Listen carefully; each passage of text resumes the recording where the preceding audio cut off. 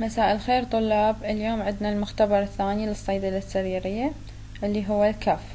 بعد ما خلصنا مختبر الكومن كولد عندنا الكف راح نحكي عن أسبابها، أنواعها، وطريقة علاجها، وراح ننطي أمثلة من الأدوية اللي موجودة وكل واحد شلون استخدامه واليا نوع من الكحة نستخدمه. Coughing is a protective reflex action caused when the airway is being irritated or obstructed. Its purpose is to clear the airway so that breathing can continue normally. The majority of coughs presenting in the pharmacy will be caused by a viral upper respiratory tract infection. الكف هي عبارة عن ريفلكس، ردة فعل حتى تحمي الجسم، حتى تخلصنا من الإريتيشن أو الأشياء الموجودة بمجرى الهواء. يعني المجرى التنفسي إذا كان مو كلير، مو نظيف، وبيه مثلا ميوكس أو صاير فد إريتيشن أو إنفلاميشن معين، هاي الكف تصير حتى نتخلص من عندها وحتى تنظف هذا مجرى الهواء ويرجع التنفس طبيعي. يعني هي ردة فعل من الجسم حتى تحمينا، حتى تحمي مجرى التنفس وحتى يرجع تنفسنا طبيعي.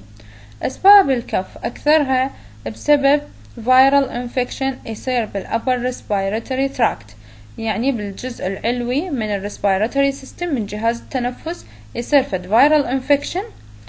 من أسباب يعني من أعراضه أو من السيمتومز اللي يسويها هي الكف.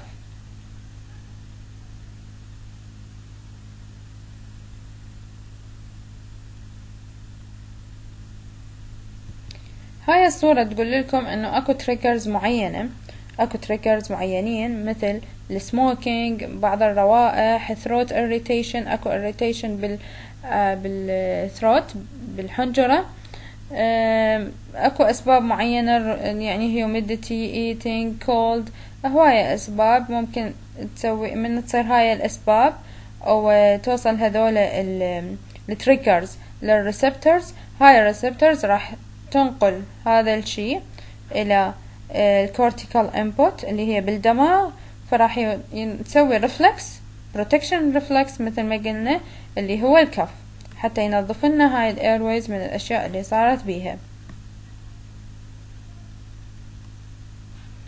أنواع الكف: unproductive كف اللي هي الدراي كف، الكحة الناشفة، وعندنا chesty non-productive. التشستي اللي هي نحس انه اكو congestion، احتقان بمنطقة التشست، بمنطقة الصدر، اكو احتقان بهاي المنطقة، تشوفون احد يعني لازم صدره من يقح، شلون هاي الصورة الموجودة هنا، هاي تشستي، بس القحة تكون ناشفة ما بيها بلغم. النوع الثالث هو البرودكتيف كف، اللي هي برودكتيف يعني شنو بيها بلغم، يعني اكو سبيوتم، اكو شي دا يطلع لما واحد يقح. البرودكتيف كف sputum is normally produced، اكو sputum، اكو discharge يعني او بلغم. indicate a bacterial chest infection مثلا البرونكايتس او النيومونيا وتحتاج الى referral. سبب القحة اللي بيها بلغم سببها هو infection، bacterial infection، تنطينا هي indicator على وجود bacterial infection مثل التهاب القصبات الهوائية او النيومونيا، وهاي هنا يحتاج referral. unproductive dry cough، unproductive يعني ما بها sputum، no sputum produced. سببها عادة يكون viral infection and are self-limiting، وهي تروح من واحدها. viral infection حتى من حكينا عن common cold هو سببها viral infection، هو self-limiting disease، يعني ممكن يروح من واحدة بدون علاج. حتى الدراي كف بس لازم نعرف شنو سببها. فهي usually viral infection. هسه من راح نشوف أسباب الكف. ممكن تكون الدراي كف مو بسبب viral infection، بسبب مثلا disease معين أو medication معين. Oversecretion of sputum may be caused by irritation of the airway due to infection. الأوفرسكريشن هذا السكريشن مال البلغم، يعني إفراز هذا البلغم يكون بسبب irritation، الاريتيشن الموجود بالايرواي بسبب انفكشن او بسبب الرجي او انفكشن سوت عندنا irritation بالايرويز بمجرى الهواء، فصار إفراز للسبيوتم للبلغم. وممكن تكون بسبب انه السيليا مدى تشتغل. السيليا هي الشعيرات اللي تكون موجودة بمجرى الهواء اللي المفروض هي تشتغل بشكل طبيعي وتنظف هذا المجرى. ممكن انه هي مدى تشتغل طبيعي، مثل عند المدخنين، عند السموكرز، هذول مدى تشتغل السيليا بشكل طبيعي، فده يصير سبيوتم، يصير سكريشن للسبيوتم. يعني اما يكون irritation سببه infection او allergy، او تكون بسبب السيليا مدى تشتغل مثل السموكرز. هذا الفليجم اللي هو نفس السبيوتم او الديسشارج، هو هذا اسمه فليجم. الكلر مالته ينطينا indication على شيء معين. اذا كان اللون مالته yellow او green likely related to an infection، هاي يكون bacterial infection اذا لونه اصفر او اخضر. pink red او bloody could be related to infection of cancer أو infection أو cancer in some cases. يعني الأحمر همين يدلنا على وجود infection أو ممكن cancer lung cancer اللي هو. الوايت إذا كان لونه أبيض يكون بسبب allergy أو أزمة أو viral infection، يعني بسبب حساسية أو بسبب الربو أو التهاب معين viral يكون سببه.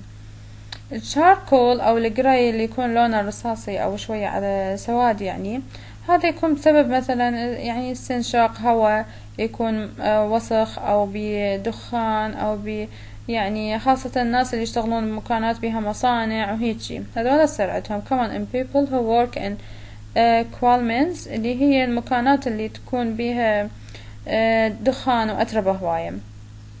البراون يدلنا على chronic lung disease أو cystic fibrosis. البراون يدل على انه عندنا التهاب بالرئة مزمن او cystic fibrosis. الالوان مال الفليجم او الديسشارج او السبيوتم كل وحدة تدل على شيء معين. اجى شخص وعنده قحة للصيدلية، شنو نسأله؟ احنا حكينا من الاول وقلنا انه احنا مواضيعنا بهذا الكورس هو عن الكوميونيتي فارماسي. community pharmacy هي الصيدلية الموجودة بالمجتمع اللي انت حتوقف بيها ويجيك patient يريد استشارة صيدلانية. من يفوت البيشنت على الصيدلية شنو راح تسوي؟ هو عنده قحة، شنو تسأله حتى توصل للعلاج المناسب إله؟ أول سؤال اللي هذا لازم ينسأل لكل مريض مهما كانت حالته ومهما كانت أعراضه، لازم نسأل منو المريض وش قد عمره. إذا امرأة في سن الإنجاب نسأل إذا كانت حامل أو مرضع، يعني إذا شفنا بنية عمرها 25 26 سنة نسألها هل إنه هي حامل أو مرضع، لأنه مو كل الأدوية تنطي للحامل والمرضع. منذ متى تعاني من الاستعال؟ يعني إيش قد صار لها عندك القحة، إنه إيش قد صار لها عندك، لأن إذا أسبوعين أو أكثر لازم هذا نسوي له ريفيرال للفيزيشن، لازم يرجع على الطبيب يشيك حالته. شنو طبيعته؟ جاف أو ببلغم؟ وإذا كان قال أو ببلغم نسأله شنو لون البلغم، لأن قلنا كل لون يدلنا على انفكشن معين. هل تعاني من أمراض أخرى؟ شنو الأمراض الثانية اللي عنده، حتى ما ننطي أدوية تسوء حالته، تخلي حالته تصير أسوأ، تأثر على المرض اللي عنده. نسأله شنو الأدوية اللي يستعملها للقحة وش قد صار له يستخدمها، ونسأله همين شلون استخدم هذا العلاج حتى نعرف انه هو اخذ فلان علاج للقحة، هل انه دا يستخدمه بشكل صحيح حتى ينطيه نتيجة او مفعول. نسأله يعني الأدوية اللي يستخدمها وش قد صار له يستخدمها مثل ما قلت، وشنو النتيجة كانت، فادته لو ما فادته. نسأله أعراض أخرى، مثلا عنده حرارة، عنده تعرق، صعوبة بالتنفس، ألم بالصدر، هاي كلها لازم نسأل المريض عنها. نسأله تختلف شدة السعال بالليل عن بالنهار، خصوصا بالأطفال، تزداد شدة السعال لمن واحد يتمدد، خصوصا كبار السن والمصابين بأمراض القلب. هاي كلها تساعدنا على انه احنا نعرف حالته، الكيس مالته، هل هي قحة بسيطة او شي يحتاج الى ريفيرال للطبيب. راح نقول شنو الحالات اللي تحتاج الى ريفيرال، فهاي الاسئلة نسألها وراها راح نعرف احنا نقدر نعالجه وننطيه دواء OTC من الفارماسي او يحتاج انه هو يرجع للطبيب. نسأله هل هو مدخن، اذا كان مدخن نسأله انه هاي القحة هي طبيعية كانت عنده من زمان، التدخين يسبب قحة. فهل هي انه هي طبيعية مثل ما كانت بالايام السابقة، لو هسه بالجديد صارت غير شكل، او طبيعة القحة صارت غير شكل اقوى، او صارت بها سبيوتم او whatever، فانه نسأله مثل ما هي كانت لو تغيرت. اسباب الكف. اسباب القحة هواية، كل سبب يسوي لنا نوع معين من القحة. البوست نيزل دريب. البوست نيزل دريب يصير irritation أو dry cough with feeling of mucus drip، يعني هي dry cough بس واحد يحس إنه أكو ميوكس بالثروت مالته، بالحنجرة أو بالبلعوم، تحس واحد يحس إنه أكو ميوكس بس هي القحة ناشفة. هاي ايش وقت تصير؟ لما واحد عنده حساسية، أو صار عنده مثلا common cold، أو صار عنده أي infection بالupper respiratory tract، وكان هذا الانفكشن بميوكس، أو صار عنده راني نوز اللي هو الرشح، هاي كان بميوكس ونزلت مثل بوست نيزل دريب اللي هي مثل دريبس، او يعني نزل شوية من الميوكس على مجرى التنفس، فهو دا يحس انه اكو ميوكس بس هي تصير دراي كف، انه هاي حتى تخرج يعني حتى تنظف مجرى الهواء، بس هي سببها مو انه القحة، هاي سببها انه شي كان قبلها، يا الرجي، يا مثلا ساينس التهاب جيوب انفية، كمان كولد، يعني هاي الاسباب تسوي لنا البوست نيزل درب، يعني تجيب وراها قحة. الجرد اللي هو الارتجاع المريئي. الارتجاع المريئي طبعا يسبب قحة loud harsh cough occurring after meals or after lying down at night. إذا كانت القحة هاي تصير بعد الأكل، لأن يرتجع الطعام من المعدة إلى المريء، فهاي راح تسبب قحة. هاي شو وقت تصير القحة اللي يسببها الجرد؟ تصير بعد الأكل أو لما واحد يتمدد ينام. مرات تصير ويا talking أو laughing، ويا الضحك أو الكلام، يعني talking أو laughing هم تكون مثل trigger symptoms، يعني تخلينا تصير عندنا هاي القحة، فهذا يكون سبب الجرد. إذا واحد كانت القحة تصير بعد الأكل أو من يتمدد ينام تصير عنده هاي القحة، فنشك إنه عنده ارتجاع مريئي. زين، مرات يكون سببها إنه تلوث أو irritants، أشياء تسوي irritation موجودة، غبار، هاي حبوب اللقاح مال بعض النباتات تسبب قحة. constant cough يعني constant إنه مثل ثابتة، إنه مو متغيرة، يعني إلها فد نمط معين. with phlegm تكون بيها sputum، يكون بيها يعني إفرازات أو بلغم. عادة worse in the morning، يعني الصبح تكون سيئة. wheezing with chest tightness ممكن تكون بسبب COPD أو lung disease أو bronchial infections.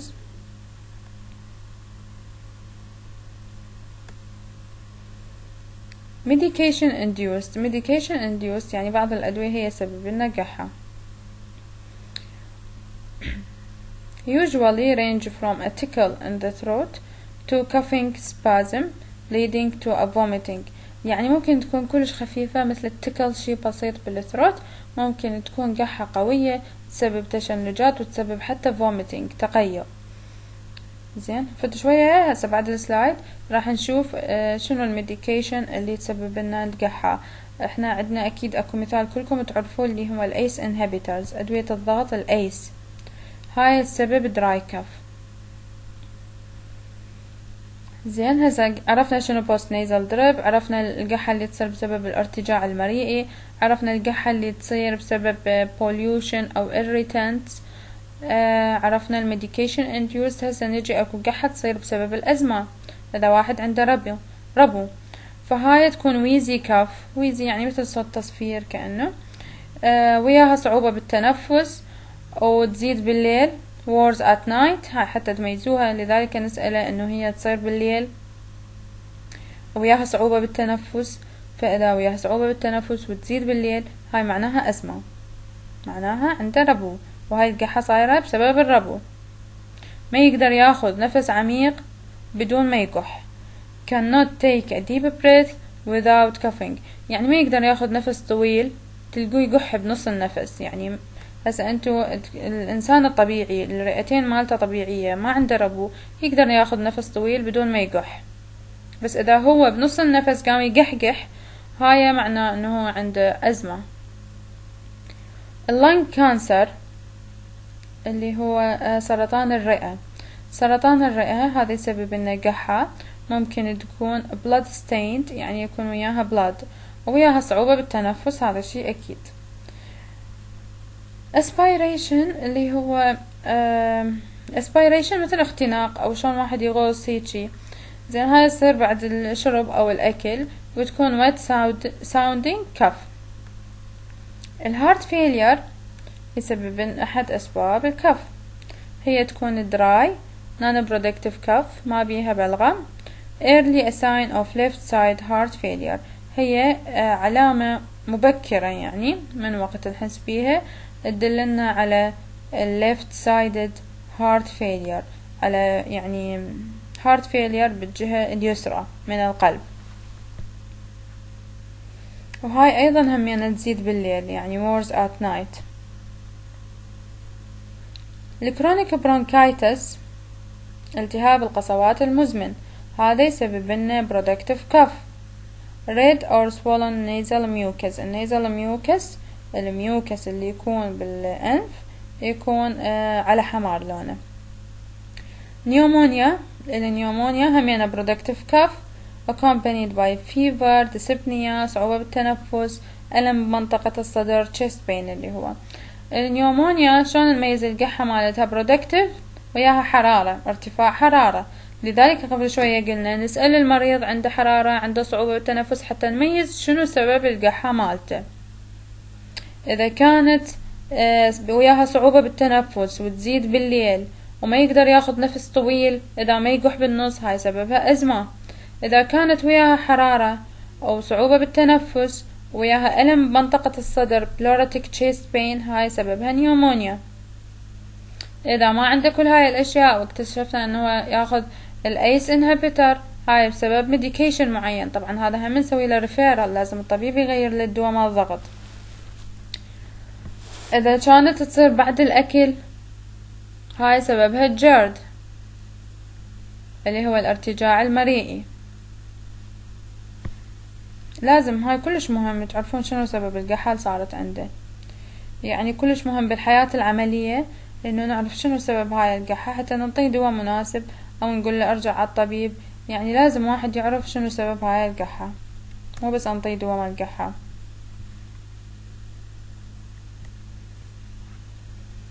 الدراج induced cough قلنا اول مثال عليها الانجيوتنسين converting enzyme inhibitor اللي هي الايس inhibitors.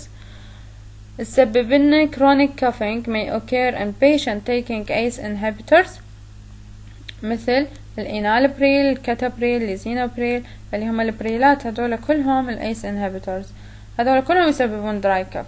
Patient may develop the cough within days of starting treatment or after a few weeks or months. يعني مو شرط هو أخذ اليوم ACE inhibitor بلش للطبيب إنه عرف إنه عنده ضغط وبدأ وياه ACE inhibitor، مو شرط إنه المريض ثاني يوم تجسر عنده dry cough، لا، ممكن خلال أسابيع ممكن خلال شهور تظهر عنده هاي الدراي كف، ممكن أيام ممكن أسابيع ممكن شهور. الACE inhibitors control the breakdown of bradykinin which can trigger a cough، راح تأثر على البراديكاينين لذلك راح تسوي لنا cough. Typically the cough is irritating non-productive يعني dry قحة ناشفة and persistent هي مستمرة.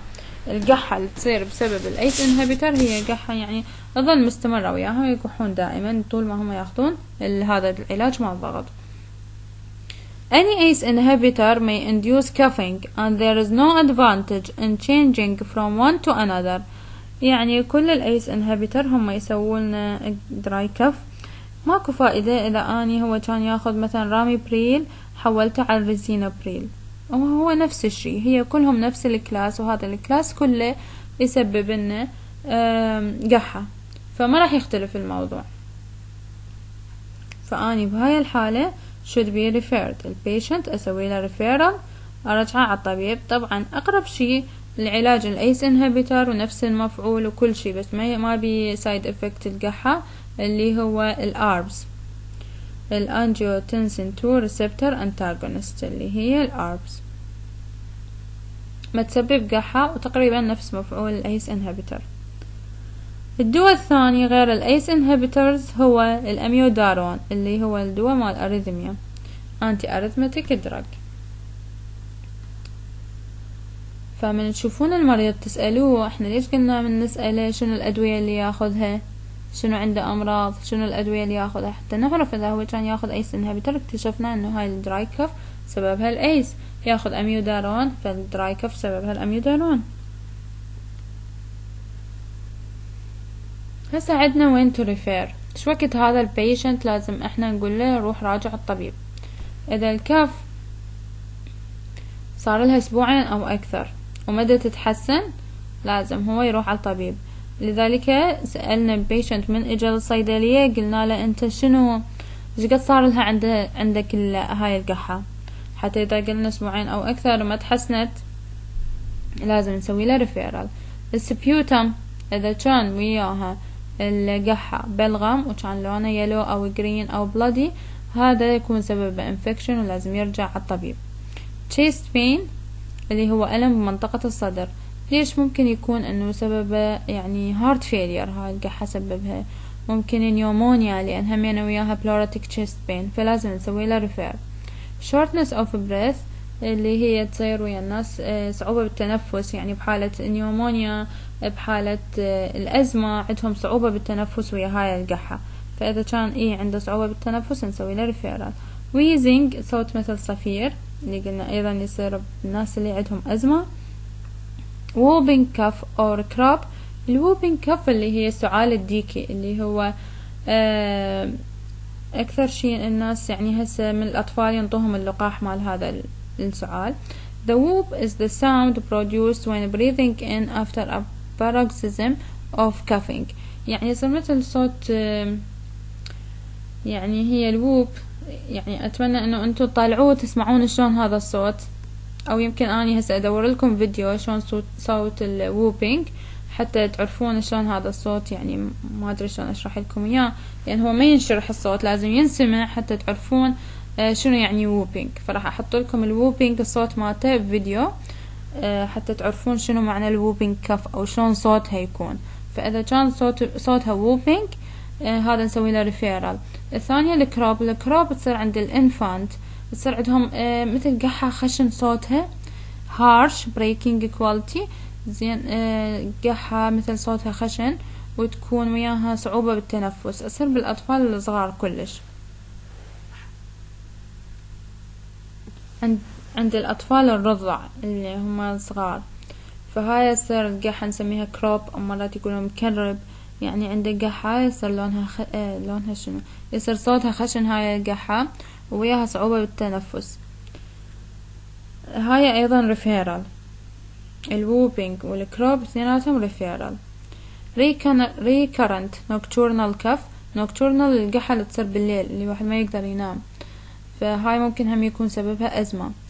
suspected adverse drug reaction اللي احنا متوقعين انه هاي القحة سببها هو adverse effect of drug، يعني مثلا ما ياخذ ايس انهبيتر او اميودارون واكتشفنا انه هاي القحة هي side effect لواحد من هذا العلاجات، فهنا لازم نسوي له البيشنت ريفيرال، مو احنا نغير له الدواء ما يصير، لازم نسوي له ريفيرال. failed medication صار له اسبوعين دا ياخذ علاج القحة وما اخذه بالوقت المناسب وبالجرعة المناسبة وكل اموره تمام وما تحسن، هاي نسميها failed medication وهنا لازم يراجع الطبيب. هذول هم الحالات اللي يحتاجون ريفيرال. اذا كان اكو واحد من هاي الاشياء بالكيس جتكم بالكويز كيس وبها واحد من هاي الامور لازم تكتبون انه احنا نسوي له ريفيرال. لما اقول لكم شنو الريكومنديشن مالتكم لهاي الحالة واني حاطت لكم واحدة من هذول النقاط بها معناها هنا لازم تكتبون انه البيشنت يحتاج الى ريفيرال.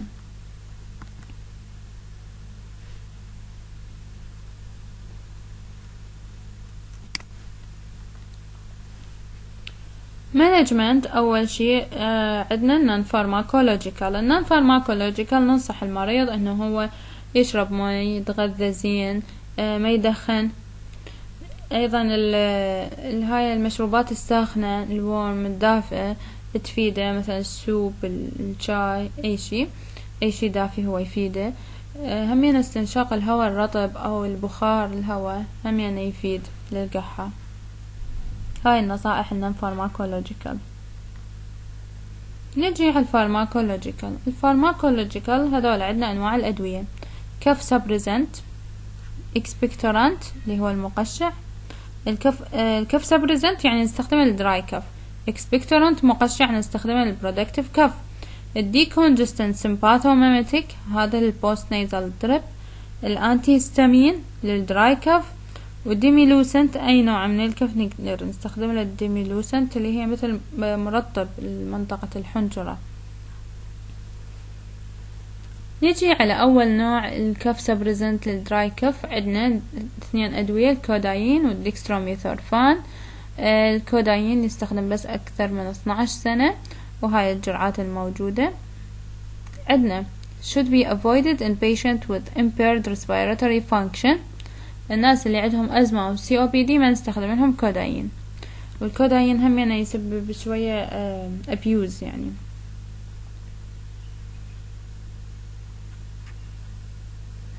الديكستروميثورفان non-sedating and can be given to children of 2 years.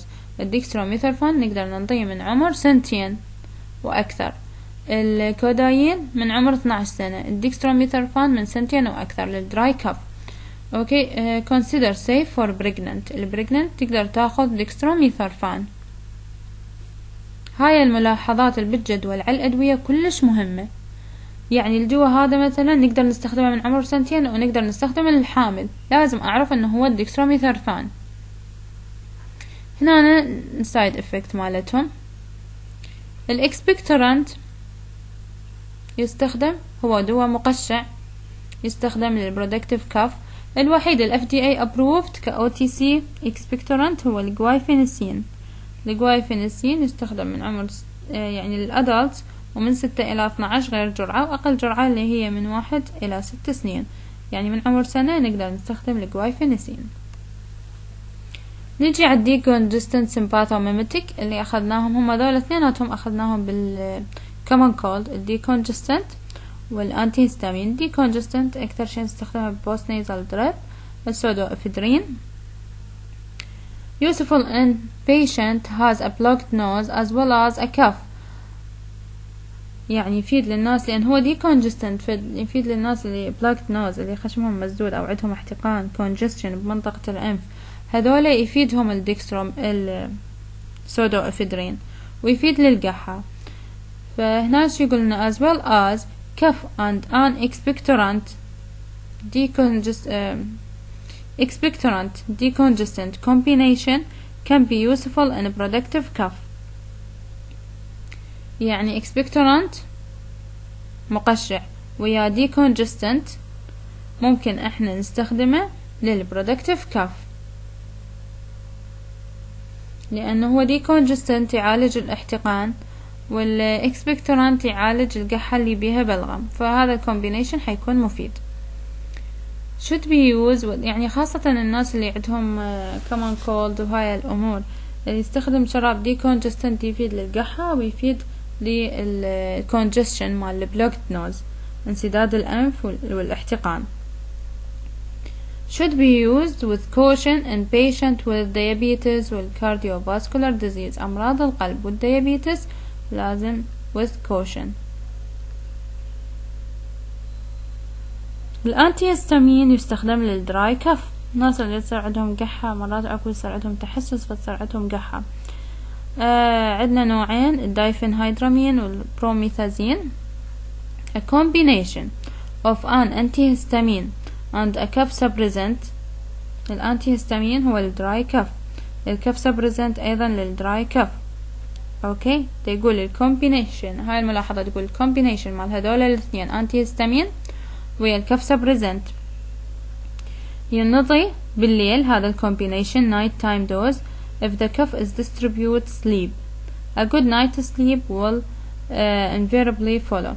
يعني يقول للناس اللي يصير عندهم هاي القحة بالليل، تكون عندهم دراي كاف وتصير بالليل، الكومبينيشن مال انتي هيستامين ويا كف سبريزنت حيكون كلش مفيد، وراح تصير عندهم نومة هنيئة مثل ما يقولون.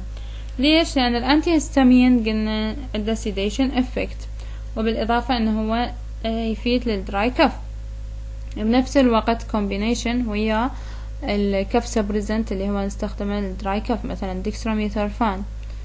اوكي، فهو كأنه راح يعالج القحة بشكل مضاعف، وراح ينطينا سيديتنج افكت اللي هو ينوم، فينأخذ بالليل حتى واحد يقدر ينام براحته، لأنه عنده سيديتنج افكت، وعنده انه هو تخلص من الدراي كاف، فما راح يفز بالليل من وراء القحة.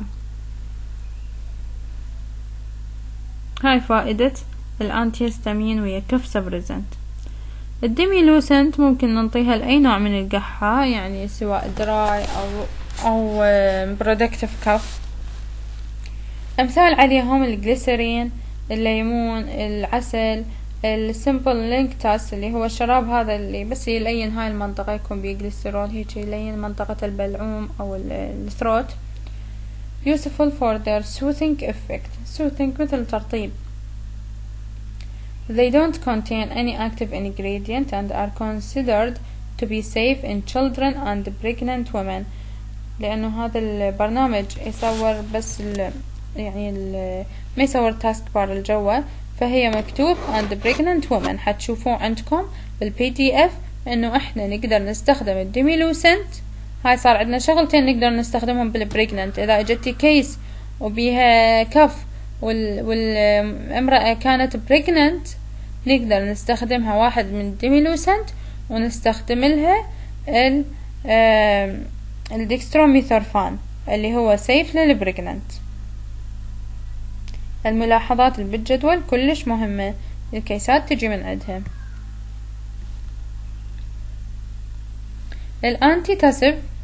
الانتيتاسيف اللي هم نستخدمهم للدراي كف. انتيتاسيف دراي كف. عندنا الكودايين اول واحد، وهو ممكن يسبب لنا constipation او respiratory depression. هاي يعني من side effect مالته. could be abused انه واحد يتعود عليه. فلازم ننتبه، مرات اكو ناس ياخذوه هذول المدمنين الكودايين ويفتحوه ويشربوه. الشيء الثاني الديكستروميثورفان non sedating، ما عنده sedation effect، و low potential for abuse. الابيوز مالته اقل، يعني الناس ما يدمنون عليه مثل الكودايين. الدايفينهايدرامين اللي هو sedating antihistamine. احنا مو قلنا sedating antihistamine ويا كف سبريزنت انه حتى بالليل الواحد ينام براحة، لانه هو عنده sedating effect، فهو يستخدم للدراي كف كأنتيتازيف. الإكسبكتورانت and mucolytic. الإكسبكتورانت هو مقشع الجوايفينيسين. الجوايفينيسين هو الوحيد ال FDA approved ك OTC expectorant. مثال عليه هذا البرونكيوم، كلكم تعرفون البرونكيوم الشراب. البرومهكسين هذا mucolytic used for wet cough.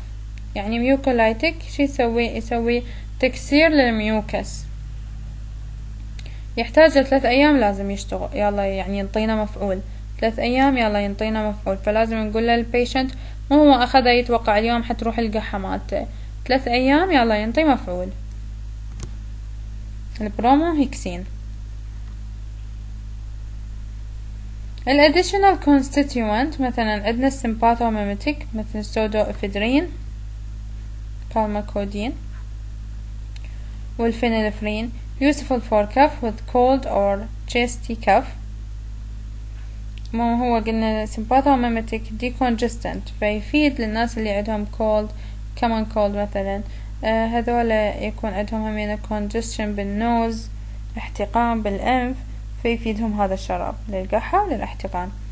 sedating antihistamine مثلا دايفينهايدرامين أو كلورفينرامين. احنا قلنا هذول الانتيهستامين نستخدمهم للدراي كف، وإلهم sedating effect، يعني يسوون ينعس مثل الألارمين. الألارمين عادة من ينطوا الأطفال ينعسهم لأن هو antihistamine ب sedating effect. وهيجي يكون خلص المختبر الثاني اللي هو كف. ان شاء الله المحاضرة راح تنزل على اليوتيوب، انزل لكم اللينك مالتها، وهم اي سؤال على المحاضرة اكتبوا لي اياه.